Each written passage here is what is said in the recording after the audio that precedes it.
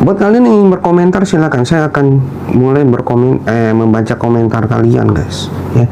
Buat kalian yang ingin bertanya masalah pribadi, bisa kalian ambil sesi private konsultasi sama saya ya. Itu ada sesi 30 menit dan 60 menit. Silakan kalian bisa inbox saya guys. Untuk Maria Francisca silakan bisa ambil private konsultasi. Mama Raka, kapan Nikmir bebas, Master? Terima kasih, Wina. Saya melihat masih lama, perjalanan masih panjang, Mama Raka. Jadi belum saatnya terpecah belah, ya. Bahaya kalau terpecah belah. Buat kalian ya, buat kalian yang ingin berkomentar silakan ya. Ini karena banyak saya langsung scroll ke bawah ya. Silakan kalian tulis lagi komentar kalian, guys. Selamat sore juga Mbak Wina. Maria Francisca, Master, kira-kira Nikita Mirzani akan dakwah berapa tahun? Saya melihat antara 5 sampai 10 tahun antara itu ya, Maria Francisca. Karena waktunya sudah habis sebenarnya. Sudah habis. Untuk persidangan kali ini waktunya sudah habis. Makanya di live saya sebelumnya, kenapa saya katakan bahwa tim pengacara Nikita Mirzani harus mempush dan perang habis-habisan pada saat itu. Pada saat itu. Seperti itu ya. Tapi ada satu kesalahan strategi ketika sudah di detik-detik akhir flash disk itu didengarkan. Flash disk itu didengarkan. Karena sudah tidak ada waktu lagi untuk benar-benar mengkaji flash disk tersebut apakah benar atau tidak. Tidak ada waktu lagi kemarin itu ya. Waktunya tidak tepat untuk memutar itu. Itu yang saya lihat. Tapi di sini ya, sisi positifnya adalah kalian jadi tahu, masyarakat Indonesia jadi tahu ya apa sebenarnya yang terjadi di situ. Sisi positifnya di situ, guys. Ya. Pasti akan ada plus dan minus ya. Minusnya apa? Tidak akan membantu. Tidak akan membantu apapun terhadap kasus Nikita Mirzani, bahkan bisa menyakiti ya hati mereka yang disebut di situ. Sehingga apa nantinya? Yang ditakutkan adalah ya tuntutannya akan kejam. Ini yang saya lihat. Gitu ya. Semoga saya salah ya. Semoga saya salah. Ini yang saya lihat. Tuntutannya bisa kejam, guys. Karena apa? Karena merasa dalam tanda kutip ya, merasa terzolimi mereka dalam tanda kutip ya. Meskipun nantinya kita akan tahu kebenarannya itu ya. Meskipun nantinya pada akhirnya kita akan tahu kebenaran itu semua. Ya, saya tidak menuduh apakah flash disk itu benar dan lain sebagainya, tidak.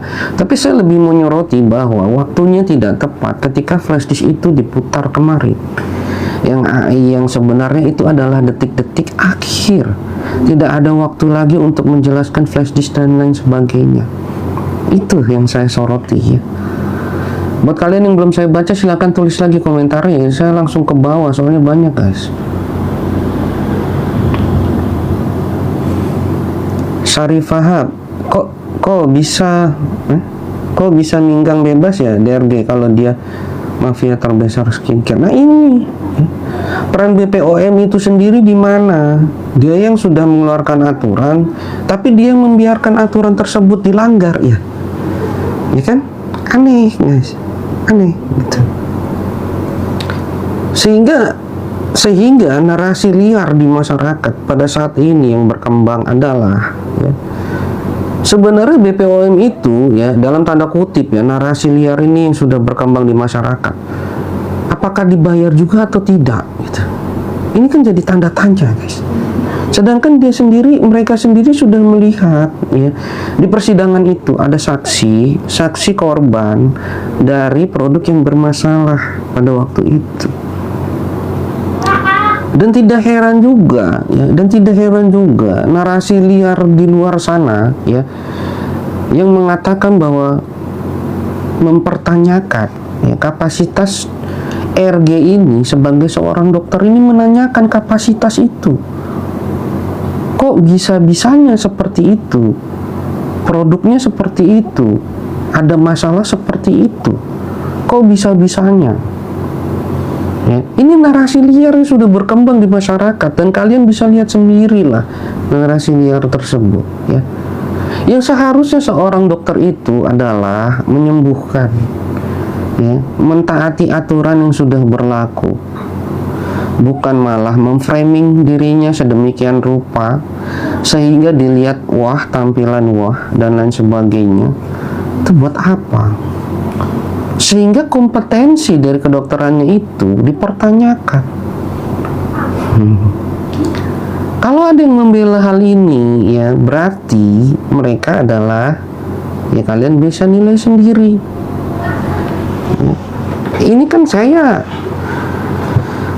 mengatakan hal ini dari sisi orang awam, ya, orang awam. Saya memposisikan diri saya awam, ya, karena saya bukan seorang dokter, ya. Saya menanyakan hal itu dengan melihat kasus Nikita Mirzani sampai detik ini. Saya jadi mempertanyakan itu, kompetensinya seperti apa. Bahkan ada di beberapa VT yang beredar, ya, memperlihatkan bahwa RG ini pernah di DO, ya. Di DO-nya itu kenapa? Ini kan ini menjadi suatu pertanyaan, ya, bagi kita orang awam gitu. Harusnya ya setiap, ya, sebenarnya saya juga mau mempertanyakan, ya, RG ini tergabung ke dalam ID atau tidak sih? Dia tergabung dalam ID atau tidak, Ikatan Dokter Indonesia, atau beda kalau skincare itu bukan masuknya ke ID, ada organisasi lain gitu yang mengatur hal ini gitu. Jadi mempertanyakan itu juga gitu.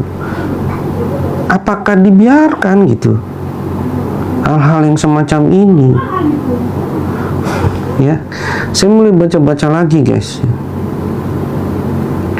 Rini, ini kasus kayak kopi sianida, panjang ya, lama ya Rini. Kayak kopi sianida dulu kan, kayak ini ya, kayak diplomat muda. Kalian tahu diplomat muda? Ini kasusnya panjang juga nih, jelimet juga nih. Karena banyak pihak yang bermain kalau saya lihat, ya, untuk kasus diplomat muda yang sengaja untuk ditutup-tutupi, disamarkan dan dihilangkan. Seperti itu kasusnya. Kan jadi miris ya, sebenarnya miris.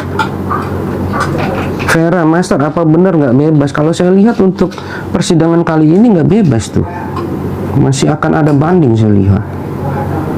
Kemarin banding akan bebas sama Master. Saya lihat nantinya di tingkat selanjutnya ini akan lebih terlihat lagi kebenarannya, ya, koeren. Jadi saya lihat nantinya di atas sana Nikita Mirzani akan bebas, ya. Kalau untuk